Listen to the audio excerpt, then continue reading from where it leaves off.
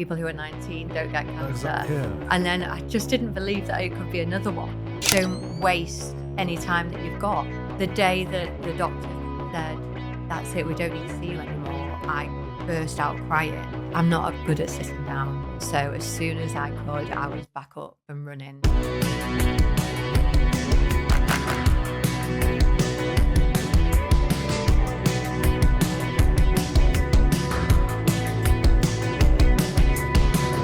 From Ministry of Work, welcome to Greater Manchester's Greatest Minds, the show about Greater Manchester's pioneers, entrepreneurs and visionaries, and the stories that brought their ideas to life.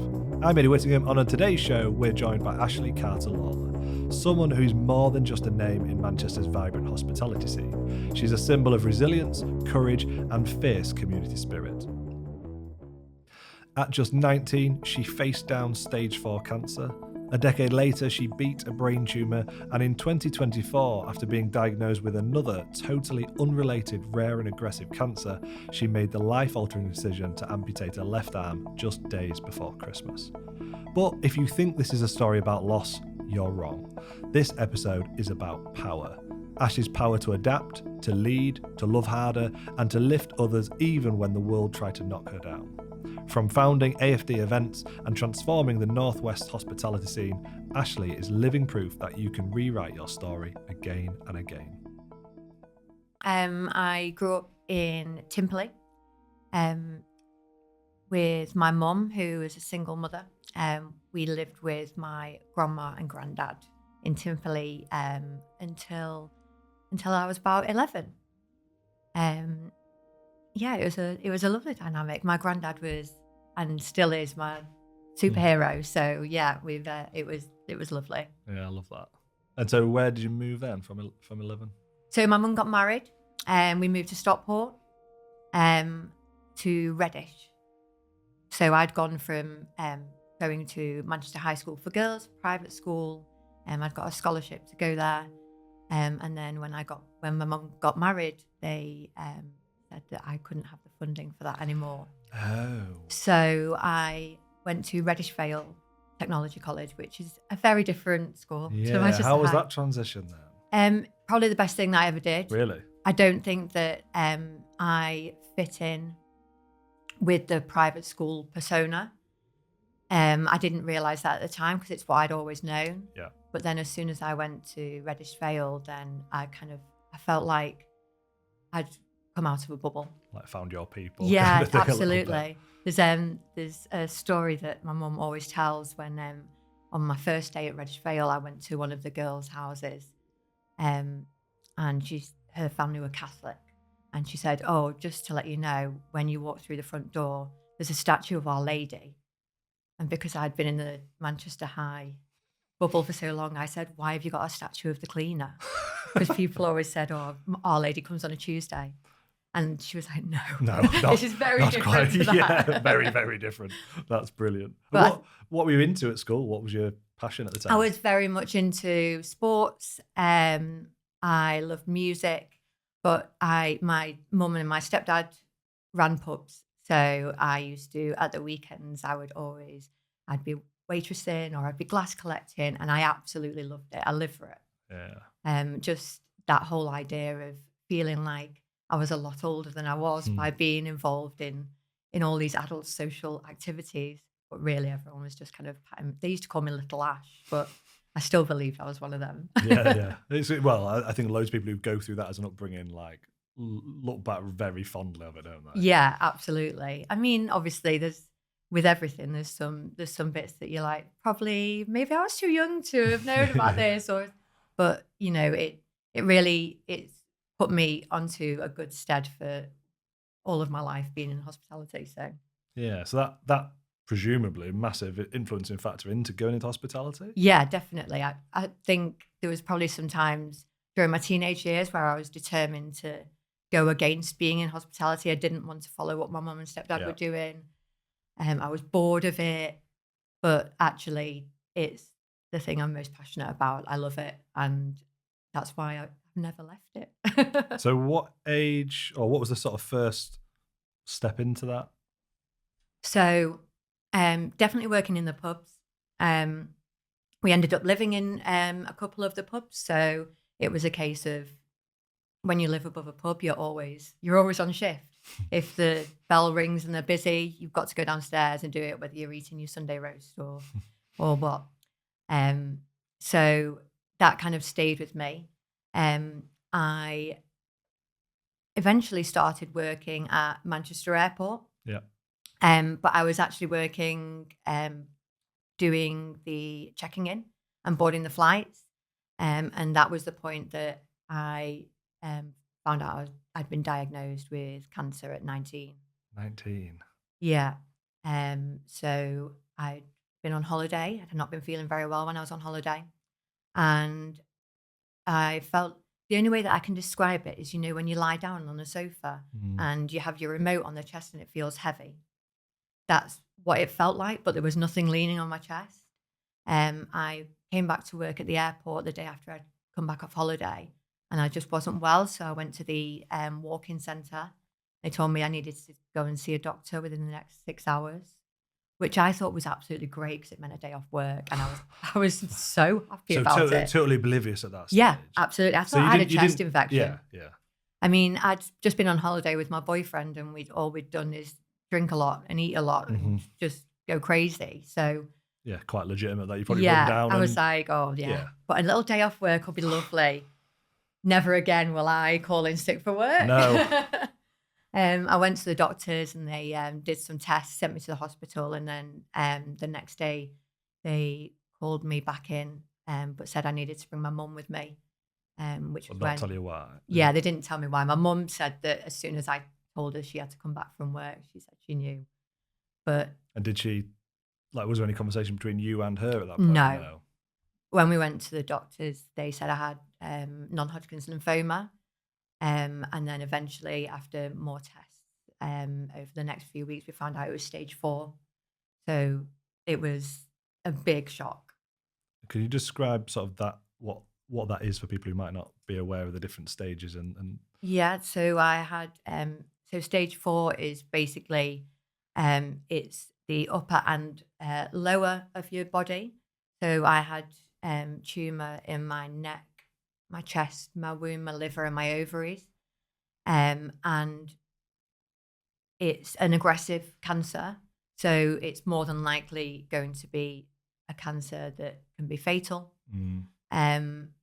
It's the worst type of cancer that you can have, stage 4. So they told me that. And I suppose, my first response is that I can't have cancer. I'm a child. Yeah, I'm 19, only 19. Yeah, exactly. And that was the point when I realised that wasn't the case. Because presumably you wouldn't have known anyone your age, certainly. Yeah, no one. I was put into Stepping Hill Hospital first of all, and I was put on. The way I called it was a ward with a lot of grandmas.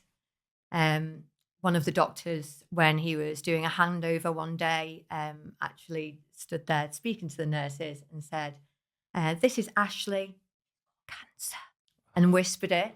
And I thought, why are we hiding? Yeah. If you're hiding it, then there must be something you're not telling me. And it really upset me. When I told my mum about it, she immediately came and got me from the ward and took me to the Christies and said, "You need to look after her." So I was taken onto the teenage cancer ward there. That moment when you're at the doctor's and your mum's there and the sort of to say the words to you, how is that like? Because I can't imagine ever. It was a really bizarre feeling. I felt like I'd kind of come out of my own body almost, like I was watching myself. I didn't really believe it. I don't think I really reacted because it was so completely off the spectrum of belief for me that I didn't have a reaction. And I went back and told my grandma who was living at our house. And when I told her, it almost sounded like I was proud of it. Like, oh, guess what the doctor said? Oh, really? But I think that was more a reactionary, like... Yeah, it's just a bit of shock, really, I would have thought. Yeah, definitely. Especially at 19. It's... Yeah. It was, I think, I always say this, for the whole time that I was ill, it was a lot more difficult for my mum and for the people around me, because I wouldn't allow any information to come to me unless it went through them. And then they decided what I could and couldn't deal with. Yeah. So there's lots that I didn't know about and probably still don't. So yeah, it was, my mum was the one that was hit the hardest with it. She was a sort of gateway to, yeah, and quite, I can understand why she'd want to be as well, Yeah. to protect you at that age. I think it saved me, to be honest. Really? Yeah. Why? I think that if someone would have told me how bad I was, I probably would have given up at that time. Wow. I was really poorly. I went down to 2.5 stone at one point. There was a time when I was so ill that my auntie and uncle, who live in America, were called over for my funeral. Shit. They thought it would be within the next few weeks. My mum had numerous phone calls saying I wouldn't make it through the night. They told my mum that I needed to have a breathing mask on, and I needed to keep it on for at least 20 minutes, but it would be really uncomfortable for me. So my mum said no problem and took all of the clocks down in the ward so that I couldn't tell when 20 minutes was, and I ended up having it on for 20 hours because every time I woke up and spoke to her about it, she said, no, 2 minutes. It's only been 12. Cheers, You've still Mum. got more time. But yeah, I mean, it was things like that managed to keep me going through it. And so that period when you went down to 2.5 stone, was that around the same age? That was, yeah, Like receiving my treatment for, I had 6 different types of chemo because my tumour was so aggressive it would fight back. And then I had to have a stem cell transplant and then high dose chemotherapy. So they take all of your stem cells out of your body, which helps fight and kind of protects your immune system.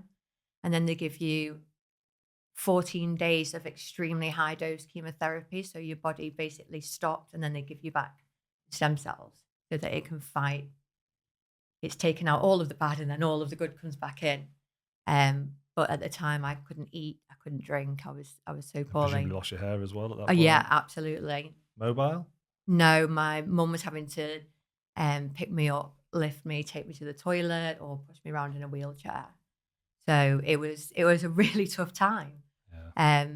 But I'll never say that it was an awful time, because it was a time that has made me the strength and be able to beat the challenges that I'm at now. My mum used to call it BC, before cancer, and AC after cancer, because before I was somewhat of a meek, mild person. That's interesting.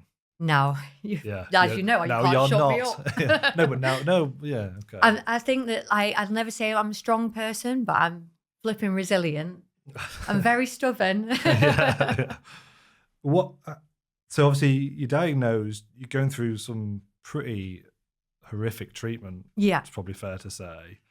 How do you then start to turn a corner from basically your family being told the end's close? Where do you go from that? How do you come out of that? No stinking thinking. That's always been the saying in our family. My granddad used to say it to us all the time. He used to make me listen to these tapes when I was little.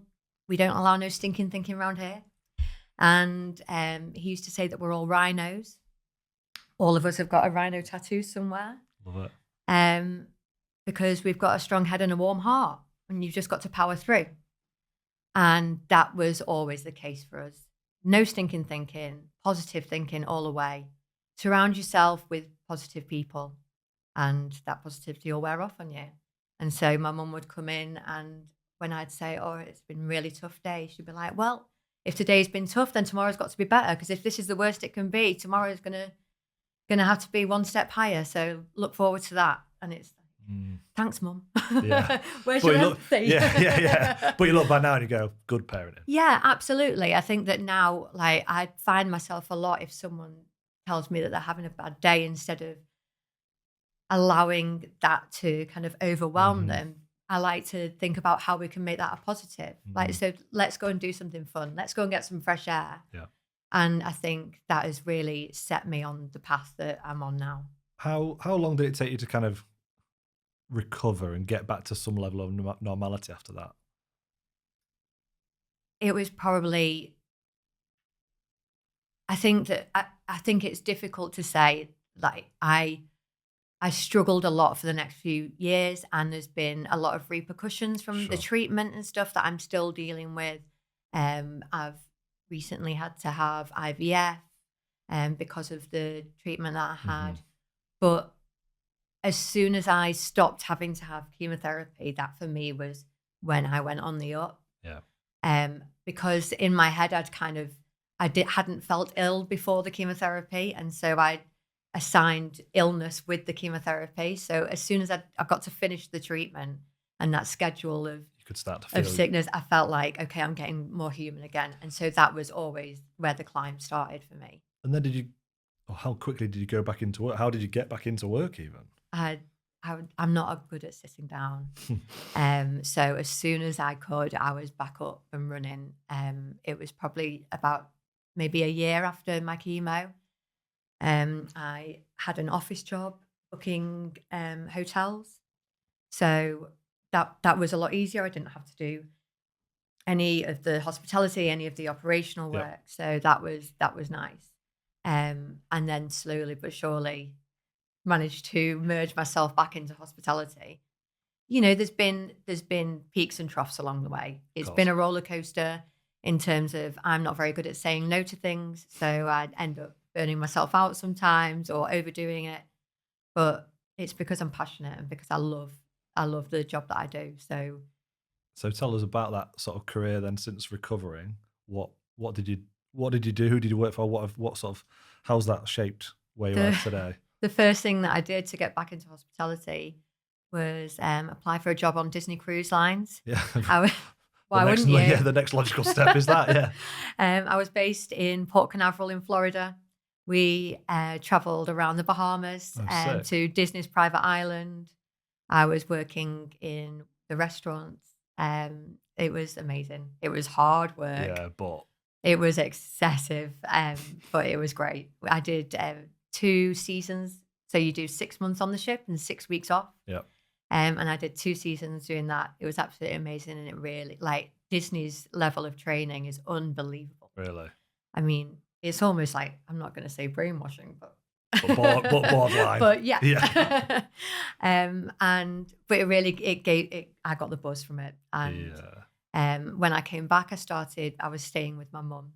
And she lived in Urmston. I went to work at the Trafford Centre for Carluccio's. Ended up with an amazing mentor there, Clive Watkins, who is one of the best bosses I've ever worked for. And he really helped me understand restaurants. I'd never worked in a restaurant before. I'd worked in pubs. So I was really good at throwing people out and cutting them off, but I wasn't very good at making them welcome. Yeah. And he really taught me about hospitality as an art and how it feels to exceed people's expectations and it wasn't just being a plate monkey. It wasn't just delivering food to people. Another level of service. Exactly. It is another level. And from that point on, I've only allowed myself to work with people who inspire me like that, because I mean, about 10 times a day in the restaurant trade, I sit there and go, I wonder what Clive would do, and then go after that. So yeah, it was that was definitely my springboard into hospitality. So you've worked in Trafford Centre. I mean, you've literally covered most of Manchester. So you've worked in Trafford Centre there. You've lived all over Manchester at this point. Where else have you worked in Manchester? So with Carluccio's, I worked at the Spinning Fields site and then did some of their new openings. Yep. I worked with Albert's Shed and Albert's Didsbury for a few years. And then I've worked for Hawksmoor, Elite Bistros as their operations, events, and reservations manager.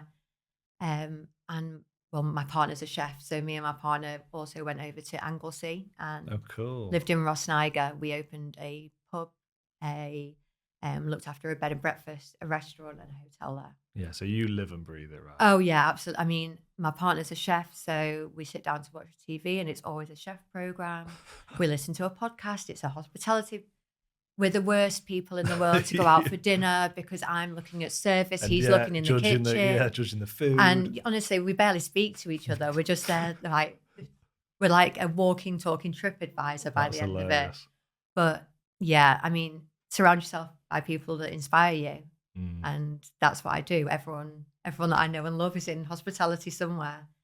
And I love the idea of different eyes looking at things from a different viewpoint and getting other people's opinions on things and other people's ideas. And I think that's amazing.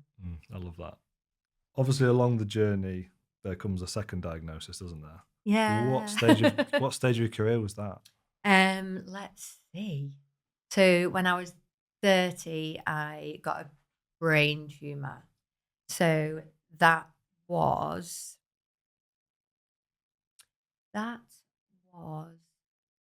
when I was working at Albert's shed. So I'd just gone back to working at Albert's shed. I'd just left beef and pudding. When I got diagnosed with a brain tumour. I'd been having a lot of problems with the nerves in my face, and they thought it was dental. My dentist decided that the best way to do it was take a load of my teeth out, but then we found out it wasn't dental. Yeah, thanks for that. Yeah, cheers. I actually had something called trigeminal neuralgia, right?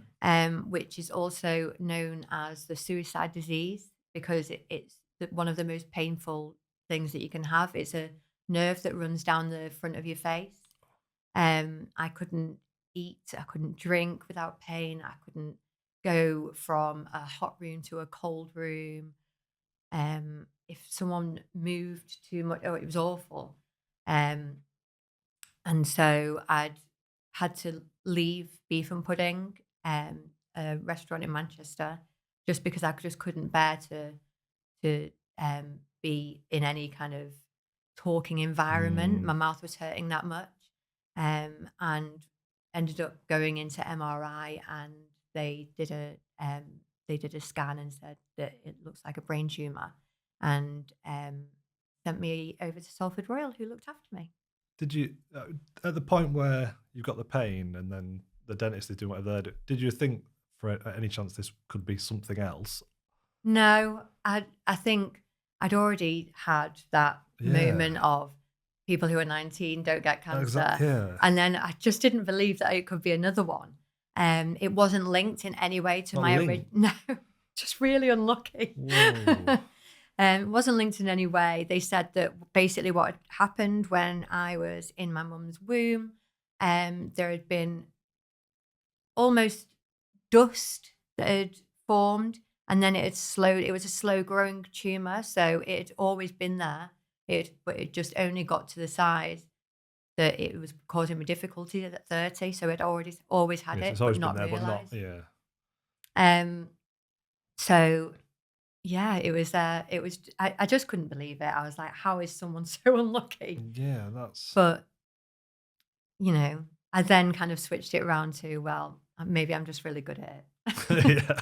Maybe they're just like, yeah, well, at least we know she'll be able to cope with it.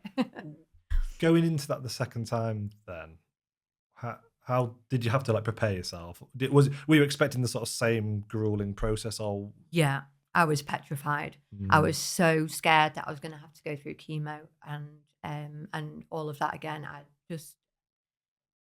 And especially with it being, I don't know, with it being on my brain, it felt like it was a lot more intense. Like the thought of it, and yeah, it terrified me.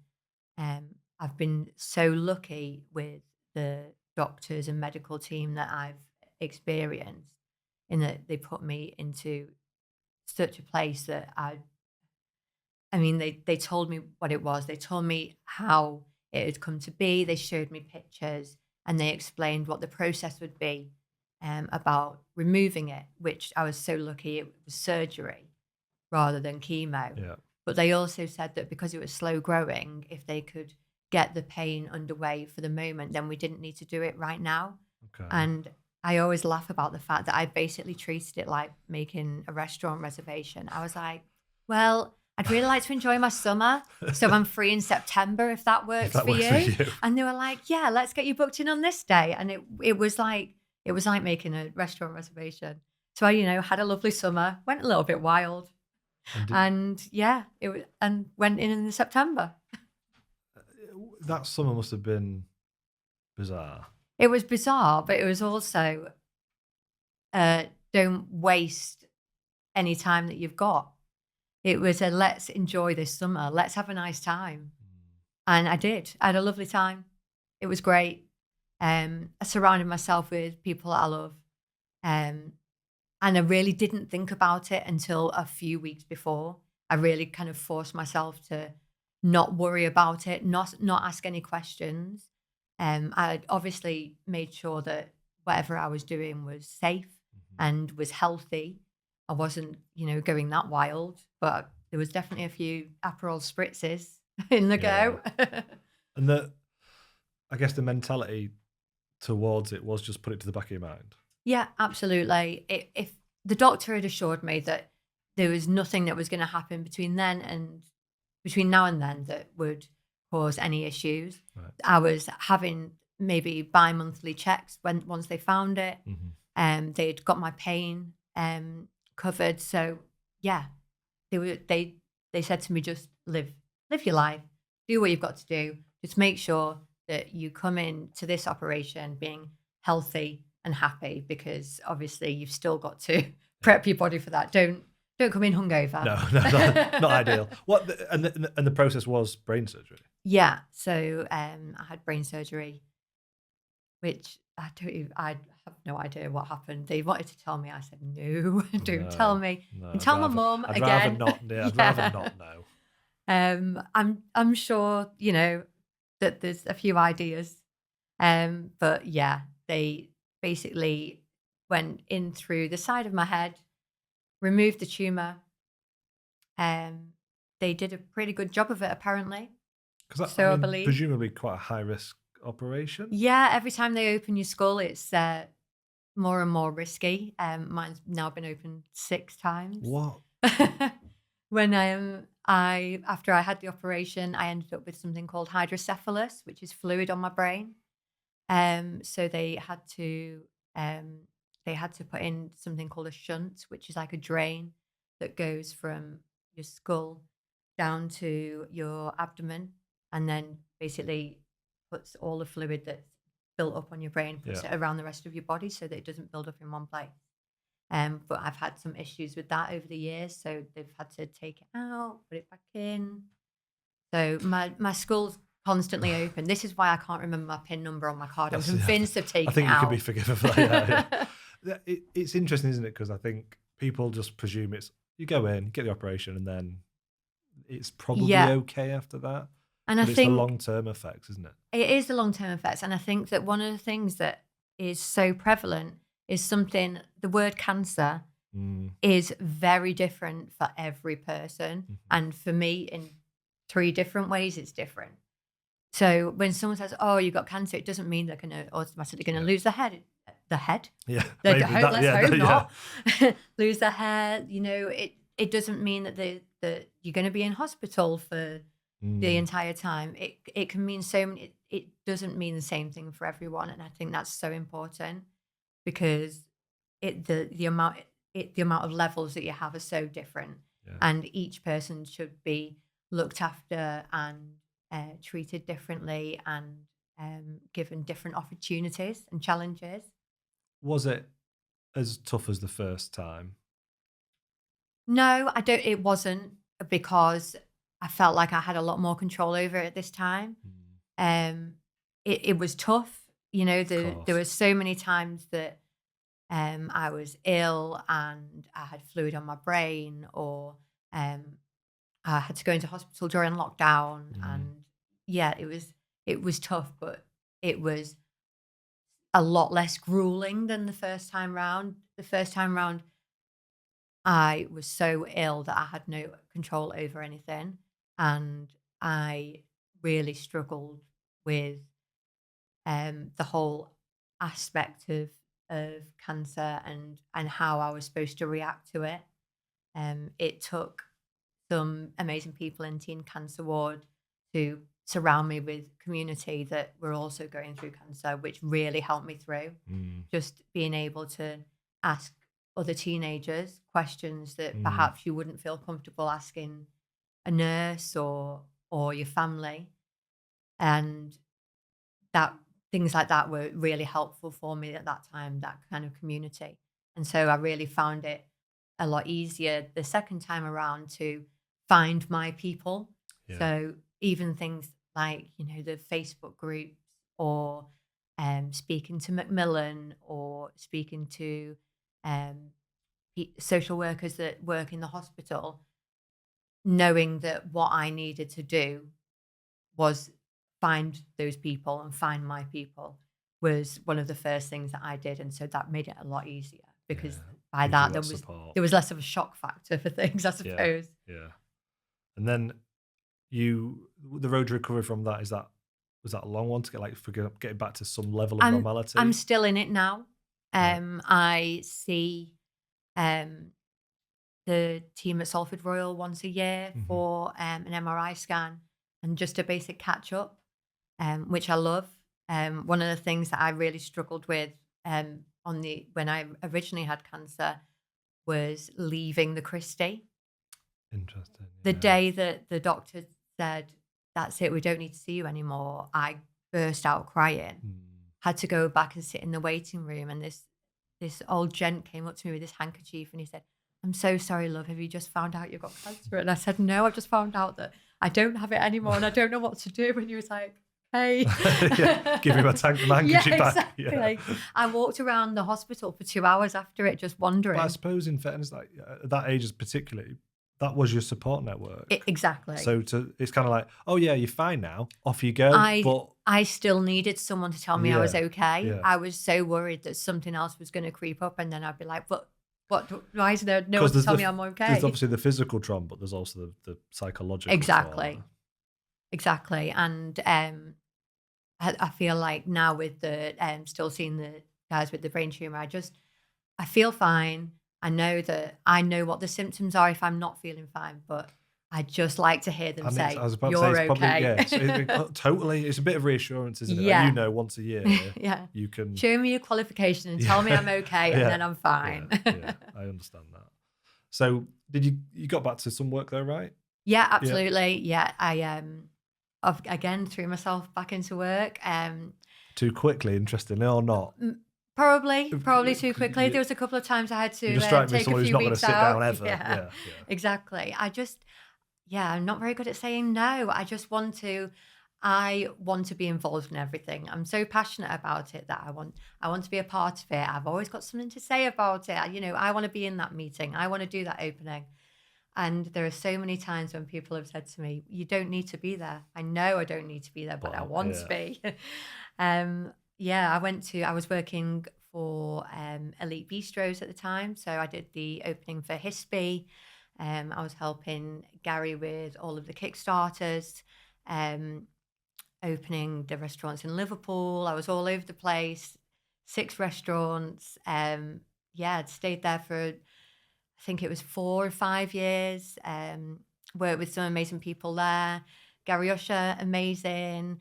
Gareth Jones was my mentor there. I'd still call him up all the time, ask, "What do I do here?" I think that for me, working there was when I truly understood a different level of hospitality, about working in a small restaurant in a community. Gary and Gareth were both so prevalent in elevating my levels of hospitality and making me passionate about food and drink and service, and the difference that it's made to the way that I now work is unbelievable. I'm obsessed with. Everyone says, "Oh, you're so passionate about hospitality." I'm not. I'm boring about hospitality, and I know I am. Sometimes I'll speak to people that aren't in hospitality, and I see their eyes glaze over, and I think, "Oh, I've done it again." But that's it's your superpower, right? There's a book I've yet to read, but I've been recommended, called Unreasonable Hospitality. Oh my gosh, it's my Bible. Oh really? Yeah, okay. I love it. It's everything. Like, work smart and be nice to people. I love the idea of someone calling me up to make a reservation.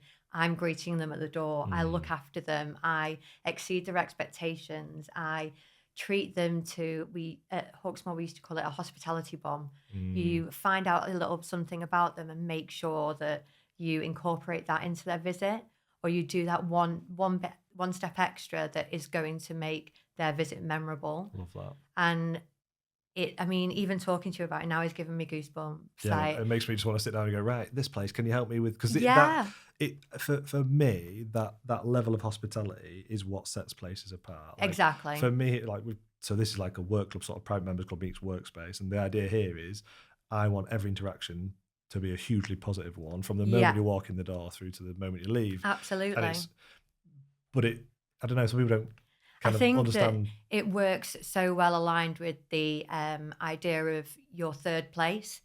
So your first place that you feel most comfortable is your home. Your second place that you feel comfortable is your work. And your third place is that amazing hospitality venue where you walk in and they say, "Hi, Ashley, welcome back. There's your seat. Is it just your usual glass of Pinot Blush?" Yeah. That's not my usual glass. Yeah. But that feeling is unbelievable to me, where they've got, there's notes on your reservation that say she loves a martini and oysters at the bar first before she goes through, and they make that happen. That to me is hospitality. And I hate when people call the delivery of food and drink hospitality, because it's not. It's about an experience. 100%. And it's about that walkthrough of that experience. And I feel like there's so many things that I take from different places, including Disney, who do an amazing hospitality, but there's so many things that you can take from different venues that will then add together to be that perfect equation of hospitality. And I think it's an art that we do. Oh, look, I'm doing that thing again. No, but I'm actually thinking of all like the business ideas for you and what you do, and how that's your superpower, isn't it? Like you probably don't appreciate it, but you've amassed all that level of knowledge, through the mentorship, through working for Disney, through to working for some of the big proper established chains to the ones that are independent. Like that's a really unique perspective that a lot of people don't have. I think that that's one of the things that I love about hospitality, and the ability that we have in hospitality is that there are so many different viewpoints to look at, and I love just hearing other people's ideas from a different viewpoint. So for instance, like being in your space is a hospitality venue, and it's a different type of hospitality venue. It doesn't rely on food and drink to build that experience, and you have to find different ways to do it. And I just think, that's the challenge for us in hospitality, but also that's the excitement. Yeah, that is. And we can probably talk about that a lot. I mean, we most definitely will after this podcast. So obviously you then get back into work, maybe too soon, maybe not, but you're very, very, very busy and get back to it. Yeah. And what does work look like then? How does your career progress from there? I left Elite Bistros to start a new challenge, which was opening a place called Three Little Words, which is owned by Manchester Gin. We opened that 2019. Just before the dreaded 2020 hit. Yes. But I decided to go and work there again because of a boss that I'd previously worked for, Abby Blasdale. That's not her married name, but that's always what I'm going to call her. Yeah. And she was going to open that as an operations manager, and she asked me if I would come over as a reservations manager. And I loved working with Abby. And again, a new challenge, something new and exciting. And so, I went to go and work there, and was the reservations manager, new opening with a lot of gin, a beautiful distillery. Sounds ideal. Yeah. It was perfect. We organised visits so people could come and view the distillery. They can distill their own gin. It was, again, a new challenge that was a different take on hospitality for me, and it was great. Yeah, new string to the bow. Yeah, definitely. And then what? And then lockdown hit. And so that was obviously a very different thing. It was obviously hit hospitality really hard. It hit everyone really hard. My partner's a chef, so I got very lucky because he was at home cooking me 3 meals a day. So I was having a lovely time. We hired an allotment, so we were growing our own veg. I was, I hate to say it, but I was living the dream. Living the dream. Was there no pressures though in job wise and things, or were you both furloughed? We were both furloughed. Yeah. We were basically consulting with them. My partner was also working for Three Little Words at the time, so he was in the kitchen. So he was helping them doing some of their online stuff. Obviously, they were still producing Manchester gin, so there was people were drinking it, right? Yeah, exactly. Exactly. I hope most of it was coming to my house. But yeah, so there was a few little bits going on, but it was a good time for us to really think about what we wanted to do. And we decided to just go a bit wild, and we moved to Anglesey. Wow, big move. Big move. He was really lucky to be offered a role in a hotel there, working as a chef in Rosniger. And they also owned a pub, bed and breakfast, and restaurant. And they asked us to work between the two of them, and also live above the pub. So it was, Rosniger, I don't know if you've ever been, is the most beautiful place. It's good. It's also the smallest village I've ever lived in. I don't drive. There's no supermarket there. There's a corner shop. There's one bus that goes through the town once a week. And there's a pizza shop. That was very different to city centre Manchester. I was about to say that. It must be strange going that way around. Yeah. Like a lot of people obviously come from village life, then move to the city. Yeah.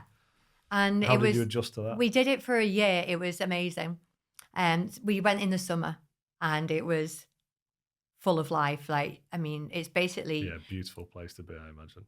The locals there call it Cheshire by the Sea because it is basically... I felt like I was back at home. Yeah. But then as soon as after that October half term, it's actually quite scary because there's no noise. And I was so used to living in Manchester. Like, I really miss the sound of like a siren going past. It's a weird thing to miss, isn't it? Yeah, But I know. it was really, it was honestly like the hustle bizarre. and bustle in the background, isn't it? I used to make my partner drive to Tesco at midnight just so that I could like be around some bright lights. So because there'd be days when you wouldn't see anyone, and it was tough when it gets to the winter. It's still beautiful, still amazing, and it was an amazing experience. But yeah, it was. So you did a year there? We did a year. And then came back? I came back and worked for Hawksmoor. Got you. What a place to work for. It's amazing. I've always been a big Hawksmoor cheerleader. I love it. I love the place. I think that the training, the ethics, the food, the people, that as soon as you step through the door at Hawksmoor, the service you're going to get is just another level.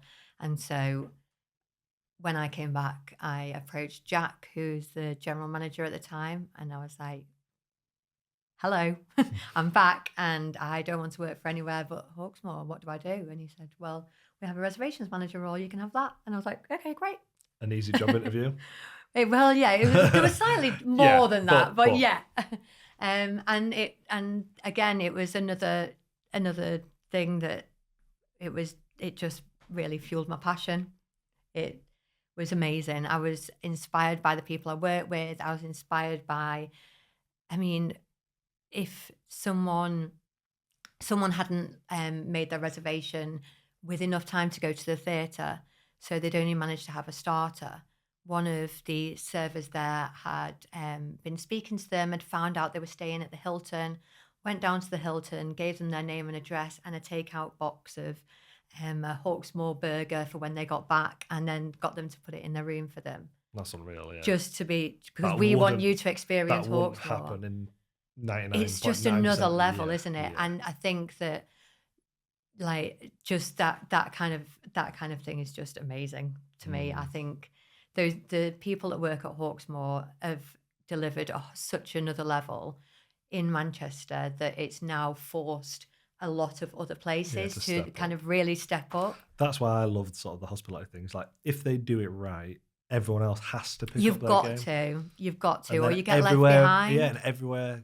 benefits. Exactly. And I think that, you know, just staying really at the threshold, be at the top of the game, stop, like, do your research. I mean, I sit there and I'm on all of the other restaurants, socials, and I think that that's how hospitality has changed. It used to be a game of competition, and it used to be, oh, don't tell so and so this because they're our competition. And now it's very much like, how can we help you? How can we do this? And I think that's lovely. What was what changed that, do you think?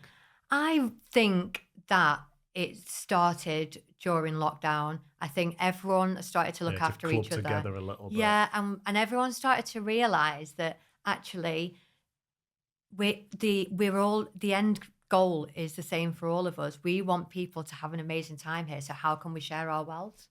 Because whatever you give, you'll get back. And it's a classic thing, you know, if you might have a favourite restaurant, but you're not going to eat there every single day. Exactly. So you may as well work alongside others because they'll go visit there and come back again.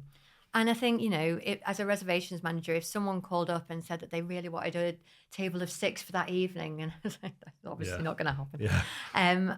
But I would love to give you ideas about where's good, because first of all, those restaurants are going to give it back. I mean, one of the restaurants that I used to work with, Timperley, they had an issue one night where there was something wrong with, I think it was like with the gas, and we spoke to them and got all of their guests that were booked in for that night booked straight into Hawksmoor, and that kind of payback and that working with that is what makes things run smoothly. And people wouldn't think that would ever happen. No, but we want Manchester hospitality to be the best, not one individual restaurant in Manchester. Like, if you look after each other and come together as a group, then that's the community spirit, isn't it? Yeah, I love that. So what made you then decide, sod it, I'm going to start my own business? I'll be honest here. I thought I cannot work another Christmas in hospitality without despite how much you love my it. Mind. Yeah. It's and why? What I should probe for why. Christmas in hospitality is very different to any other time in hospitality. And I'm sure that if there's anyone that is listening to this from hospitality, they'll be nodding their head. It's a lot. Yeah. It's a lot. It's long hours. It's very little self-care. And I thought, you know, like, the only way that I'm going to do what I do and what I love properly is by looking after myself in the first place. Yeah. And I knew that the way that after all of this medical rubbish that I've been through, the only way that I'm going to be able to do that is by taking a step back, having a think about what it is that I love, what it is that makes me who I am and what I'm good at, and putting that into my own stencil and making that about who I am. And so I decided to step back and start my own business, bizarrely. Yeah. Always seems like a good idea at the time. Exactly. And so what's the sort of focus of the business? Like what's the service offering? So it's called AFD Events. AFD in hospitality means a full day, or anyone that works in hospitality will know that it means a something day. So it's an all-encompassing idea of hospitality. I've done consultancy, I've done reservations and events management, I've done training, I've done community. I want to bring together the art of hospitality and events and bring it to be something that is not just a level of excellence, but comfort as well, and is accessible for everyone. I don't want to only focus on fine dining or only focus on quick service. I want everything to be put together and be passionate about what it is that we do. So I've been working with different brands to elevate that since I started. When did you start? November 2023. So not Not still long young. No, not long ago. at all. In my first year, I've been really lucky. I've worked now in hospitality for 26 years, so I've built up a good list of contacts. I've always loved, like I say, surrounding myself with people that are passionate, and people who care and inspire me. And I'm really lucky that it's really paid off for me. I was able to contact a lot of my friends that I've met in the industry and speak to them and ask for their advice. And in turn, I've managed to, over the past year, work with Club de Paddle over at Spinning Fields. No, at Deansgate. Yeah, Deansgate. That's not a Spinning Fields. Over at Deansgate Towers, and that was amazing. I helped them with the setup of their reservations and events. I worked with Lucy Noon, who is prevalent in Manchester hospitality. I've also worked alongside Chester Racecourse with their VIP management and corporate management. And then more recently with Wrexham Football Club, heading up their food and beverage and their VIP offering. So it's been a year. And it's interesting. I always think that's what I love about like people would start a business, like all those mini opportunities you then get that you wouldn't have had. Like it's great having a job and there's many benefits to it, but all of a sudden you get a really eclectic mixture of work. I always assumed that my work would be very much with restaurants because that's what I've always known, or in the bar trade, or maybe some event spaces or venue finding. But actually the things that have come up, all three have been sport led, bizarrely. Yeah. And I'm not the sportiest of people, I'll tell you that for sure. But it's been really interesting. And I think that, again, they've all kind of fed into each other. And have allowed me to really think outside my own box and think, what challenges can I work with these and how can I bring it into a more hospitality setting and make sport hospitality somehow. And then last year, how did last year go? So I was working at Wrexham when I got the call again. And unfortunately, I had found a lump in my arm. And I'd been to the doctors. I'd been back and forth to the doctors for about 6 months. And then they did a scan and said that I had cancer again. They'd found a tumour in my arm that was, after I had a biopsy, they found out was something called synovial sarcoma. So it's a soft tissue sarcoma. And again, unrelated to the other two cancers, just really unlucky. Insane, isn't it? It's just crazy. I was so convinced that it had to be linked, but it wasn't, bizarrely. How did you find it? Was that as a result of one of the scans, or did you discover it? Well, it was actually my partner saw the lump on my arm, and I'm obviously not very good with lumps and bumps. And he was like, "Oh, I feel like it's getting bigger." And then suddenly I looked like, my mum described it as looking like Popeye in one arm and olive oil in the other. I had like a great big lump. Yeah. So maybe I was just very muscly. I don't know. Yeah. But yeah, they did a biopsy, they did some scans, and they said that it was a sarcoma. I went to MRI, I saw a specialist there, and they thought that we would be able to cure it with radiotherapy. But they didn't seem that much in a rush to kind of get going. I didn't feel as comfortable as I thought I should feel with that, because I could tell that the tumour was growing. Yeah, because you'd literally seen it growing, right? So we got a second opinion. We spoke to my original doctor, and he said, yeah, absolutely, get a second opinion, because obviously any information that we can get will be helpful.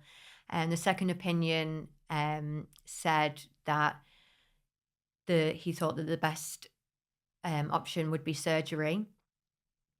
So now I was like, oh, I wish I'd not gone for that second opinion. But blissful ignorance. Yeah. No, he didn't say anything. He said it'd be fine. So we went back with the findings anyway. And the original doctor then decided in November last year that I should have an amputation, an above elbow amputation. And they decided to do it on December the 23rd. Wow. Oh, thanks very much. Santa. Not the best Christmas present. No, wasn't ideal. The bit before the amputation where you're actually, they break the news the third time, like, you must have just been in absolute disbelief, surely. Yeah, I honestly... Because once is unlucky, right? Twice is pretty unlucky, but third is borderline ridiculous, isn't it? Yeah, I think I had no words for it. I called my mum up and I said, I'm not having chemo. I'd screamed down the phone. My poor mother, like, out of everyone, she's the one that's really getting all of the abuse. I screamed down the phone, I'm not having chemo, I'm not doing that again. And she was like, look, let's just hold our horses, find out what's going on, try not to worry about what's happening. And so, I mean, that's what we did. I asked questions. I asked the questions that I knew that I could understand the answers to. I refused to hear anything I didn't need to. I don't need to know what's going on underneath there. Just get rid of it, please. And my doctor probably maybe didn't have the best social skills, but I found that quite a lot with like the senior doctors. But the nurses are amazing and they tell you everything. So I spoke to my specialist nurse probably every day. I said to her, I'm really needy. I'm going to call you up. She was like, that's fine. She gave me her direct line. She probably regrets it now, but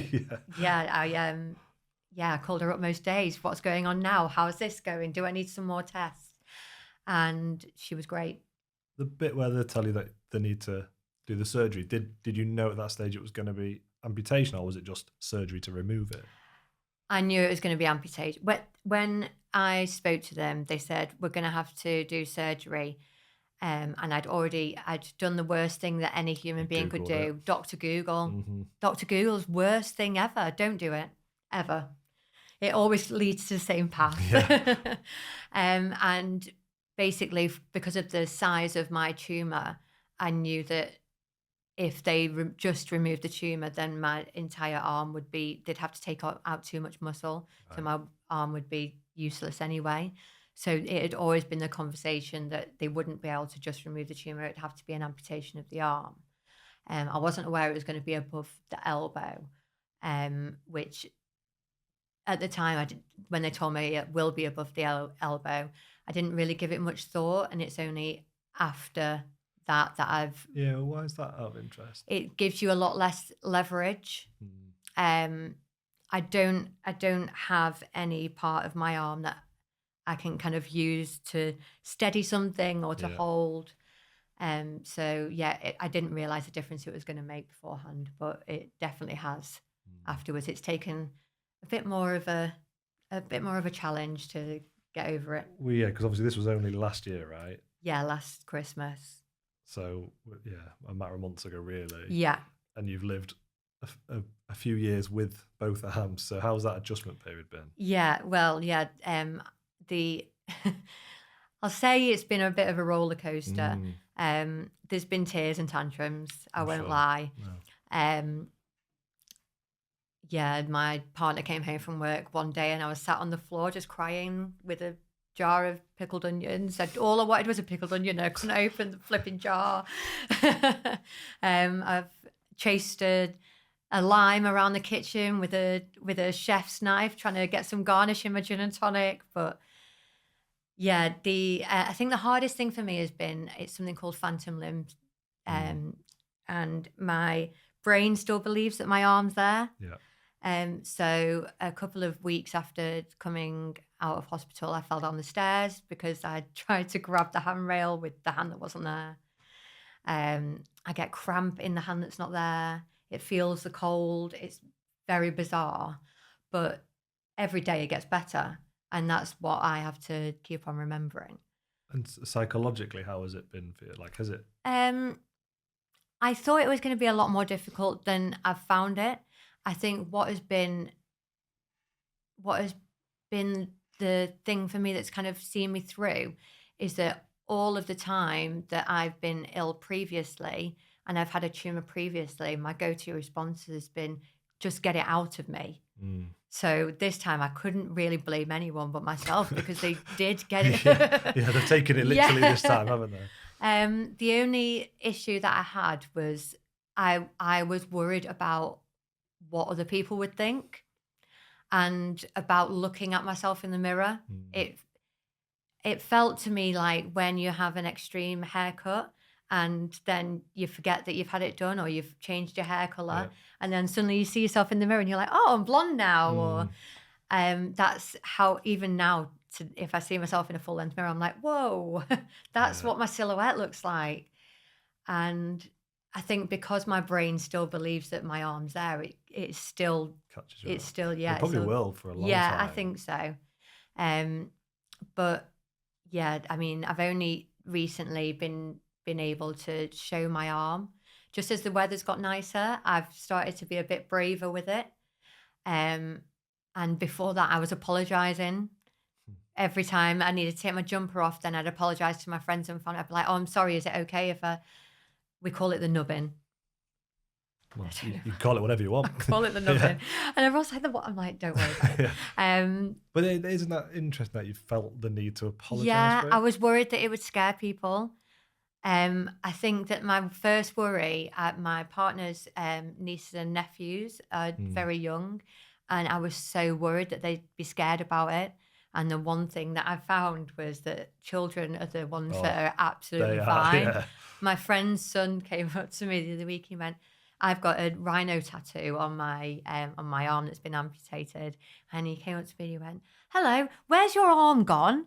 And I said, oh, it wasn't very well, so it's gone now. Oh, did the rhino eat it? And I said, yeah, why not? that'll be the one. Yeah. But I think that and then after that, he just went, okay, and walked off. They're not bothered, and that's absolutely that's exactly how it should be. And I think that simplicity has really made me go, do you know what? The one thing that I'm fine with adults. I can argue my case with adults if they have an issue. But with children, I didn't want to. But actually, they're the ones that are fine. They're the least, yeah. You know, there'll be a look and then there'll be a, right, whatever, move on to the next thing. And that's fine. And does it sort of come into your thoughts in terms of how it's going to affect you going forward or not really? Yeah, and I'm still very much at that pivotal point of how do I go back into hospitality or a role in hospitality or doing what I love doing, which is looking after people. And I don't know what that is at the moment. I think that I've got to work out what my silhouette is able to do, what mentally I'm able to do, what physically I'm able to do, and how I can do it to the best of my ability. Before I was very, ironically, hands-on. Now that's not the case. No. You know, I can't carry a tray, or I don't ever want to be a manager that tells someone to do something that I can't do. So therefore, that has put me in place. The Exactly. And I'm sure that the teams I've worked with before would never be like, go on, you give it a go. But I want to lead by example. So now I have to work out what that looks like for me, and how I kind of find the path that I want to go from here. Is it more of an administrative role? Do I now think about maybe having a team rather than just doing everything myself, so that I can kind of delegate roles to people that are going to be able to do it in a better way than I can?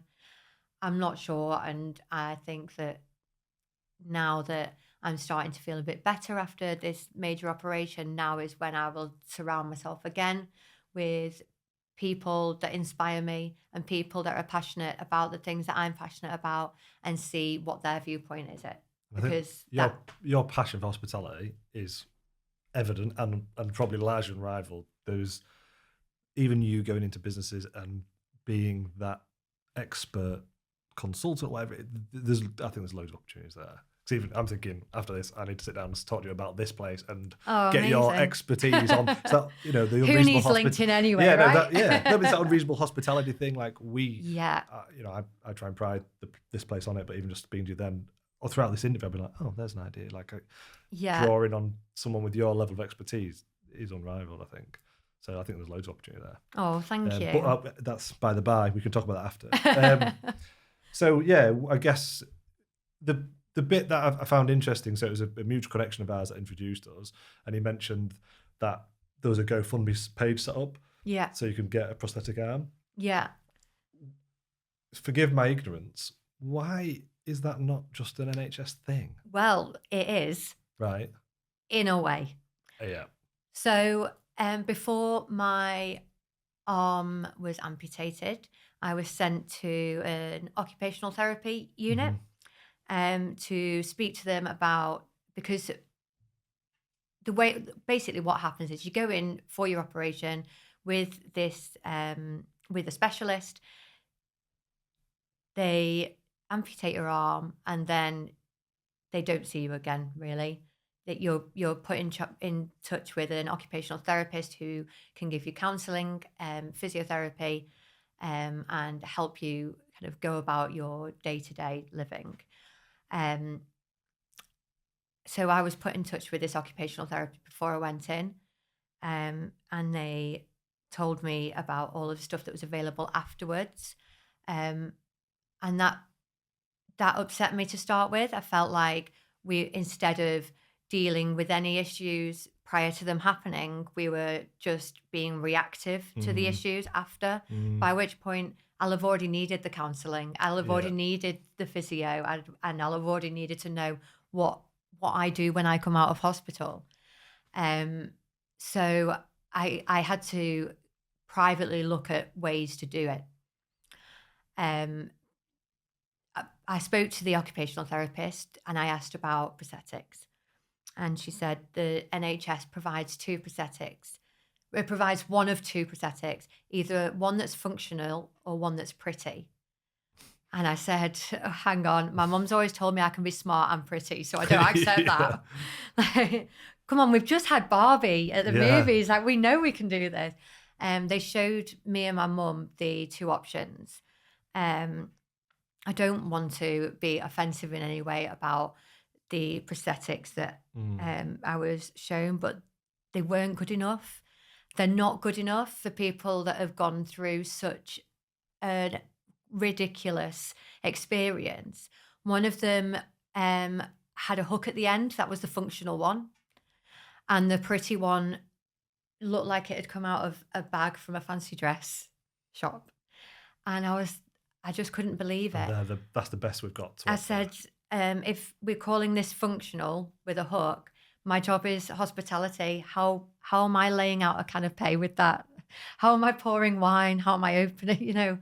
It's not good enough. No. I think that there is a lot of work going into people with lower limb amputations because it is a lot more common for people to have that.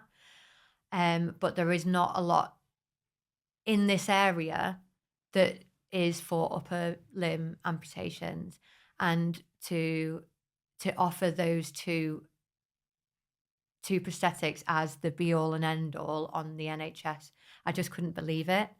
So I went home crying that day and called my mum, and when I called her up, my mum was crying as well. And I was like, I'm not having an amputation if that's the option. She was like, okay, so let's think of a solution. So we had a look at private and realised that they're about £70,000. I was like, oh, well, that's not happening anytime soon. And I told my friends about it. I decided that what I was going to do in the meantime, after I'd had the amputation, was give myself the strength to function in this new silhouette without a without it. prosthetic. Because I knew I wasn't wearing a hook, and I knew I wasn't wearing the fancy dress one. So at this point, I'd either cut off my nose to spite my face, or I was going to have to find a way to find £70,000. I went to hospital on the 23rd, had my amputation, and my friends called me up and said, we've set up a Just Giving account for you for 70 grand. We're going to do some serious work to make sure that we get you this prosthetic arm, basically because they probably want to have a play with it. I'm not going to lie. Yeah, exactly. They're like, when you're Robocop, imagine when we're in the pub, we can just send it off to get the drinks. I was like, I don't think it works like the one out of the Addams Family. No, that's 120 grand. That would be amazing though, wouldn't it? Just sit there and let it do what it's got to do. I mean, it's the mind like boggles, doesn't it, in terms of why more can't be done to make it more affordable for the NHS. Yeah. I guess. I think that like it's so hard because I hate to say anything that is in any way negative or derogatory to the NHS because they've saved my life how many times now? Yeah. I'm like probably their neediest person there. But I can't believe that there isn't funding to allow people to, surely a prosthetic is supposed to allow people that have gone through something that is that excessive to go back to normality or to be as close to normality as possible. Yeah, and I don't want to have a hook. No. It's not a good look for me. That's almost so archaic though, isn't it? It's like barbaric almost, isn't it? It's like going back in ages. Exactly. Like, it's great for a Halloween party, but that's it. Like, draw the line there. Yeah, exactly. So the Just Giving has been amazing though. It's I mean, they're doing some serious work, my friends. What sort of stuff are they doing? They first of all, we'll share the link obviously at the end. Yeah, there's they approached all of hospitality basically. Mm-hmm. They have put out social media campaigns. They've had me making videos online, which I've never done before. And there was a lot of editing that had to go into that, believe me, before I'd even look at it. Yeah. I'm really lucky. I've had people like Gary Usher do guest chef nights with Michelle, and it's just been amazing. There's been events, there's been everything. People have donated money that anonymously. I don't know who has put £500 in, but there we go. Everyone's been so kind, and it's shown to me that hospitality as a whole is just an amazing family to have anyway. But the fact that there are so many people willing to either add £1 to the bill or help with donations, help with fundraisers, it's just been outstanding. I suppose it goes back to your experience in hospitality has been one of that like collaboration and everyone wanting to see each other. Absolutely. Be in a better position. Yeah. Absolutely. I think that, my friends kept focusing on the part of, think of all the things that Ashley's done for you over the years. She's always the first one to get involved. Now's your chance to do it for her. And I thought, that's really nice. Like, actually, pull in those favours. Yeah, it's about time. Yeah, exactly. It's just been amazing to see. And I've never felt so loved in my life. It's so nice. I owe everyone a few beers next time I'm out, I think. That's Ashley Carter Lawlor. What an inspiration. There's a link to Ashley's Just Giving page in our show notes, or feel free to visit justgiving.com/crowdfunding/Ashley's Army. Thanks so much for listening to the show this week, and please do make sure to click the follow button on your podcast app so you never miss an episode.